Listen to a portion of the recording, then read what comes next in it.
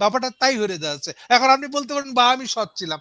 আপনি সৎ ছিলেন কি ছিলেন না, মনের ভিতরে আপনি কি তা তো আমাদের ঢুকে থাকার সুযোগ নেই। আপনার কাজে বলতেছি যে আপনি সৎ ছিলেন না। আপনি অদক্ষ আর নাহলে সৎ ছিলেন না, দুইটার একটা। আপনি সৎ ছিলেন না এটা তো পরিষ্কার করে দেখা যাচ্ছে। এই বিতর্ক এইভাবে উঠবে কেন? এই উকিলের কাজই তো হচ্ছে এই ধরনের প্যাঁচ বাঁধা দেওয়া একটা। তার তার কাস্টমার যেটা, তার মক্কেল যেটা করলে সুবিধা হয় সে তো সেদিকে আর্গুমেন্ট করবে, আর্গুমেন্ট ওইদিকে নিয়ে যাবে।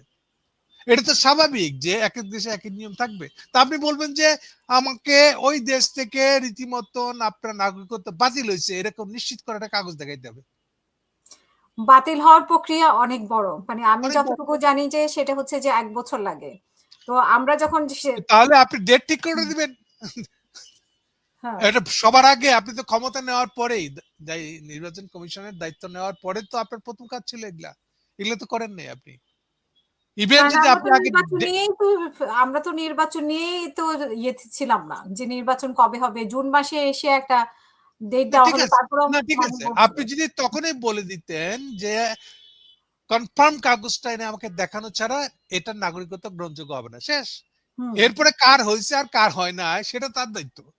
এখন তো দায়িত্বটা আপনার হয়ে গেছে, ইলেকশন কমিশনের দায়িত্ব হয়ে গেছে, যেহেতু আপনারা পরিচালনাটা ঠিক মতন করতে পারেন নাই। এখন এই পরিচালনা করতে পারেন নাই না এইটাই ফাঁক রেখে দিতে বলেছে আপনাকে, এই নিশ্চয় আমরা কেমন করে বুঝবো? সেটাই, এই ফাঁকটা রেখে দিয়েছি কিনা ইচ্ছে তাহলে করে। এই যে দেখেন একটা কাজের পদ্ধতির ভিতরে আপনি গন্ডগোল রেখে দিচ্ছেন, জানেন এটা নিয়ে জ্ঞান লাগে। হুম সেম আপনার খেলাপিনের ব্যাপার দেখেন। এটা তো বুঝা বিরাট গবেষক হওয়ার দরকার নাই, এটা খুব সাধারণ জিনিস যে এবারকার ইলেকশনে দাঁড়াবে মূলত বিএনপি গুলা। হুম হুম যারা ঋণ খেলাপি তাদের বেশিরভাগই বিএনপি হবে, কারণ এদের আবার ঋণ খেলাপি হবে 15 বছর আগেকার ঋণ খেলাপি। নানান কায়দা করে আওয়ামী লীগের কাছে লাইন দিয়ে এগুলোকে ঠেকা রাখছিল, চাপা দিয়ে রাখছিল। কিন্তু যখনই আপনি ইলেকশনে ক্যান্ডিডেট হবেন তখন তো আপনাকে অরিজিনাল ব্যাংকের খাতায় আপনি যে ঋণ খেলাপি ওই কথাটা লিখতে হবে আপনাকে, আর না লিখলে আপনার প্রতিদ্বন্দ্বী ওই প্রসঙ্গটা তুলবে, তখন আপনি কি করবেন? হুম তাহলে যে ইলেকশন কমিশন হয়েছে তার তো বোঝা উচিত ছিল যে এবার সবচেয়ে বেশি ঝামেলা হবে বিএনপি ঋণ খেলাপি গুলোকে নিয়ে, এবং এদের প্রত্যেকের ঋণ হবে 15 বছর আগেকার, এবং 15 বছর ধরে তারা হাসিনার দলের 15টা লোককে ধরে এটা ম্যানেজ করে রাখছিল। তাহলে হুম সেগুলো সামনে আসবে। তাহলে এর জন্য কি আপনি প্রস্তুত ছিলেন? যে উত্তর ছিলেন না। এই জন্য তো কাউকে ছাড় দিচ্ছেন, কাউকে ছাড়ছেন না।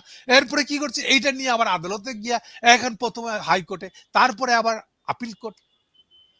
এগুলো কি হুম আপনি এগুলোর ভিতরে ফেলা রাখছেন? এটার জন্য সম্পূর্ণ তো এই পুরা ইলেকশন কমিশনার দায়ী।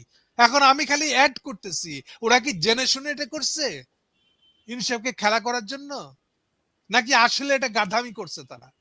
অদক্ষ লোক তারা, অযোগ্য লোক তারা। অথচ দেখেন এর প্রত্যেকে এক একটা ডিপার্টমেন্টে সেক্রেটারি ছিল, প্রত্যেকে রিটায়ার করছে সেক্রেটারি হওয়ার পরে হুম বা ওই কাছাকাছি লেভেল। তো এরপরেও যদি তারা এই দক্ষতাটা না আসে, এদেরকে আমি কি মনে করব? তারা জেনে শুনে করছে তো আসলে এটা। এখন সেটাই দুইটা হতে পারে, একটা হচ্ছে যে তারা হয়তো দায়িত্ব পালনে অবহেলা করেছে। আর সংস্কারের মধ্যে তো আমাদের এটা অনেক বড় একটা সংস্কার, শুরু না, থেকেই তো বলা হয়েছে নির্বাচন সংস্কারটাই ওইটাও সবচেয়ে বেশি। হতে পারে।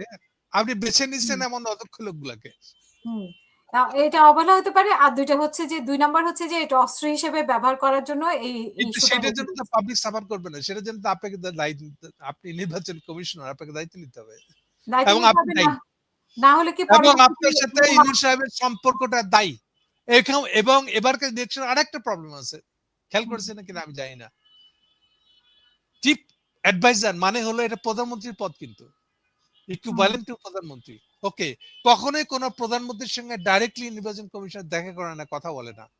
কারণ ডাইরেক্টলি মানে প্রধানমন্ত্রীর আন্ডারে না, ডাইরেক্টলি না, এটা হুম। ভায়া রাষ্ট্রপতি। কিন্তু এখন দেখেন বিরাট এক ভোজবাজির কারণে জীবনে কোনোদিন দেখছেন ইলেকশন কমিশনার প্রধানমন্ত্রীর সাথে দেখা করছে? কিন্তু এবার দেখতেছেন। এবার করছে। হুম তাহলে এই যে সুবিধাটা আপনি নিচ্ছেন, এই সুবিধাটা নিয়ে সব ধরনের ইলেকশন ইঞ্জিনিয়ারিং এর ব্যবস্থা তো আপনি করে রাখছেন ইউনূস মিয়া। এখন আপনি বললে তো আমরা বিশ্বাস করবো না যে আপনি আসলে সৎ ছিলেন। আরে প্রতিটা পদে পদে দেখেন না আপনি কি করছেন। আপনারা নিজেরা প্রত্যেকে, আমি তো বলছি মোর দেন 50% অফ দ্য উপদেষ্টা, ইনক্লুডিং চিফ উপদেষ্টা, একাধিক দেশের নাগরিক। তাহলে তারা কি একাধিক দেশের নাগরিকত্ব জনপ্রতিনিধি হওয়ার ক্ষেত্রে যে একটা বাধা, সেটা কি ইমপ্লিমেন্ট করতে চাইবেন? নিজেরাই তো করেন নাই। এই যে দেখেন আদিত্য আজকে দ্বিতীয়বার নিয়েছে, নিয়া প্রধান উপদেষ্টার প্রধান সহকারী বানায় রেখে দিয়েছে। কারণ প্রধান সহকারী, এটা নিজেদের ব্যাখ্যা, কিন্তু সহকারী হলে দ্বৈত নাগরিক থাকা যায়। হুম হুম হুম। যারা প্রধান উপদেষ্টা হয়ে বসে আছে দ্বৈত কেন, 4 দেশের নাগরিক, তাদের কি হবে?